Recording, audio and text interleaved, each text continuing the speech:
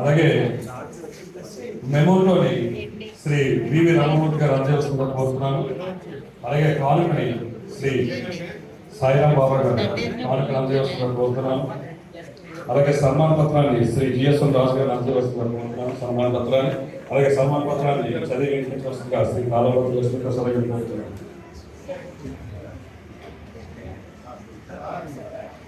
పిల్లల అల్లరిని కూడా ఆస్వాదించబోయింది అందరి అమ్మ. సకలము సృష్టించడం లేదో తెలియదు గురించి అందుకే ఈ 4 మొక్కలు ప్రతి మాతృమూర్తి గురించి.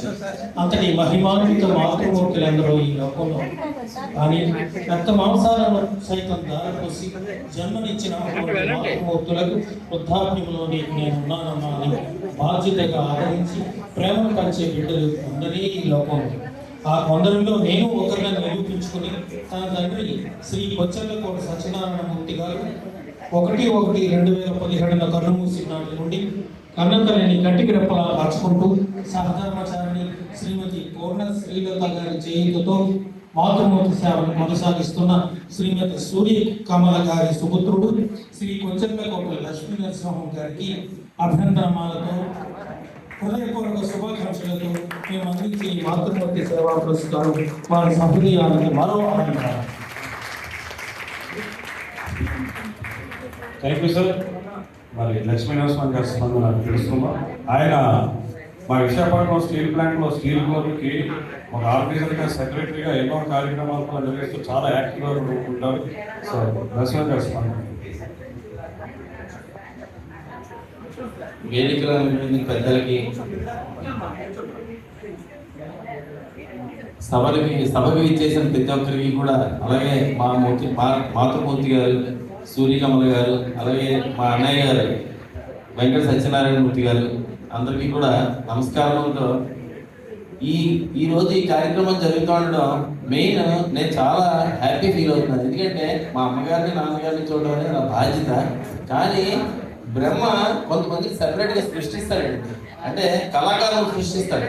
ఎలా సృష్టిస్తాడంటే చాలా మందిని హ్యాపీ ఫీల్ చేయడానికి సృష్టిస్తాడు. మా భాస్కరాచార్య గారు లాంటి వాళ్ళని, ఇక్కడ ఉన్న కవులు, తర్వాత సాహితీవేత్తలు ఎంతో మంది మధ్య వాళ్ళు ఏంటంటే సర్వేజన సుఖభవంతు, ప్రతి ఒక్కరు హ్యాపీగా ఉండాలని కోరుకునే వారే కవులు, కళాకారులు. వాళ్ళని బ్రహ్మ సపరేట్ గా సృష్టిస్తాడు. అందుకనే ఉగాది రోజుని ఆ దేవతలను తలుచుకుని వాళ్ళకి ఉగాది పురస్కారాలు అందజేస్తారు, కవులకి, సాహితీవేత్తలకి.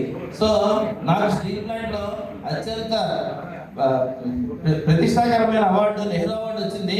కానీ దానికంటే కూడా ఆ రోజు నెహ్రూ అవార్డు వచ్చిన దానికంటే కూడా మీ అందరి మధ్యన ముఖ్యంగా మన రాజు గారు ప్రొఫెసర్ రాజు గారు కానీ, బాలమోహన్ దాస్ మాస్టర్ కానీ, మా అన్నయ్య గారు కానీ, ముఖ్యంగా మా అమ్మగారు కానీ, మీ అందరూ కళాకారుల మధ్య ఇలాంటి అవార్డు తీసుకోవడం అనేది, ఈ అవార్డుని ప్రపోజ్ చేసి ఇలాంటి అవార్డు ఇవ్వాలని ఇస్తారని కూడా నాకు తెలియదు.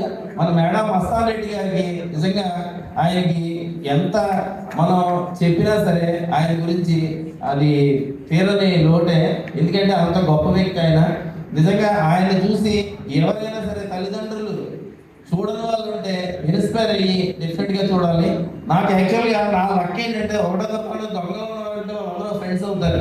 అలాగే నా ఫ్రెండ్స్ అందరూ కూడా, ఇప్పుడు మా కిషోర్ అని ఒక అతను ఉన్నాడు. వాళ్ళ నాన్నగారు 8 సంవత్సరాలు మంచం మీద ఉంటే అతను కానీ, వాళ్ళ మిసెస్ కానీ, వాళ్ళ అమ్మగారు కానీ, ఇక్కడే ఉన్నాడు కిషోర్ అని. కిషోర్ అతను వాళ్ళ అమ్మగారిని, వాళ్ళ నాన్నగారు 7 సంవత్సరాలు ఉంటే మంచం మీద ఉండి అతను ఆవిడ ఎంత చూస్తారో నేను రోజు వెళ్ళి వాళ్ళని చూసి ఆశ్చర్యపోతూ ఉండేవాడిని.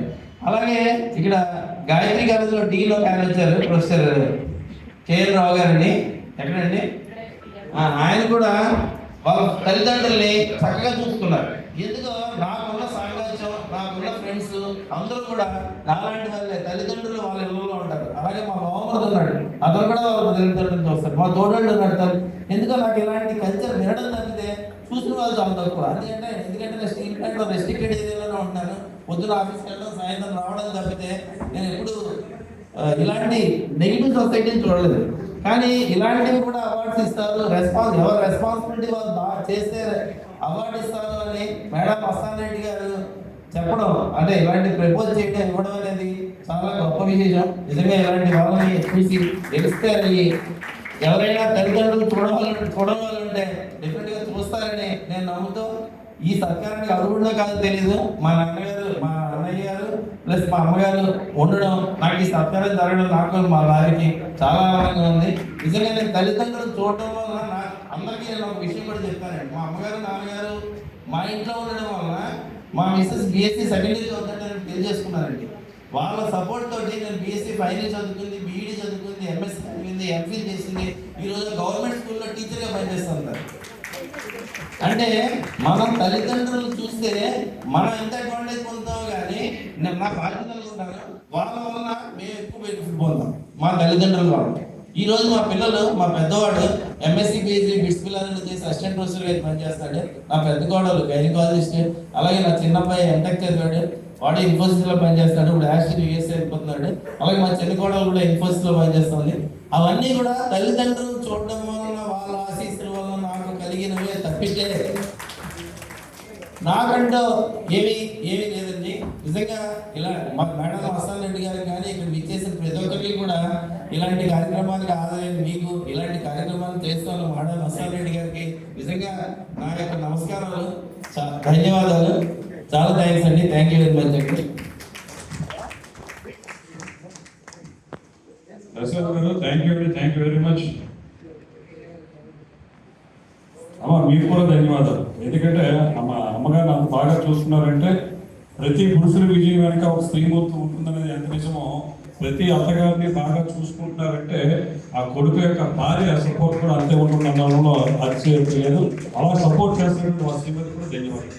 మిస్సెస్ పొద్దునే మా అందరికి వంటండి, తనకి సెపరేట్ గా మా అమ్మగారికి ఏమీ లేకుండా అన్ని సెపరేట్ గా చేసి పొద్దున్న తర్వాత